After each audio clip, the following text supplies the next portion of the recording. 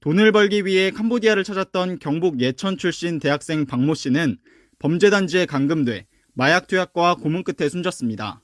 KBS 보도 이후 외교부는 현지의 강력 대응을 촉구했고 캄보디아 정부는 박 씨 살해 혐의로 중국인 3명을 체포했다고 발표했습니다. 하지만 검거된 3명은 박 씨 시신 발견 당시 주변에 있던 조직원일 뿐 마약 투약을 강요하는 등 실제 고문에 가담한 핵심 용의자 2명은 아직 검거되지 않은 거로 확인됐습니다.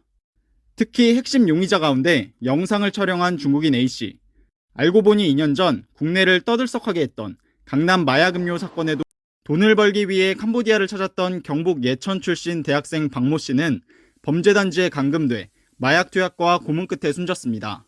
KBS 보도 이후 외교부는 현지의 강력 대응을 촉구했고 캄보디아 정부는 박 씨 살해 혐의로 중국인 3명을 체포했다고 발표했습니다.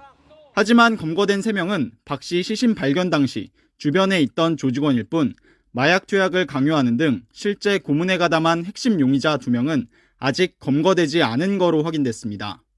특히 핵심 용의자 가운데 영상을 촬영한 중국인 A씨, 알고 보니 2년 전 국내를 떠들썩하게 했던 강남 마약 음료 사건에도 연루된 거로 KBS 취재 결과 드러났습니다.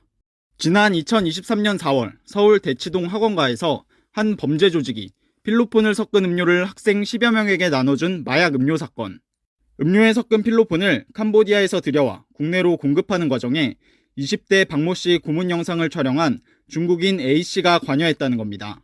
당시 대대적 수사로 주범이 징역 23년형을, 캄보디아 공급책 역시 현지에서 징역형을 선고받았지만 A씨는 끝내 수사망을 피해 도주했고 대학생 고문 사망 범죄로까지 이어지게 된 겁니다. KBS 뉴스 원동입니다.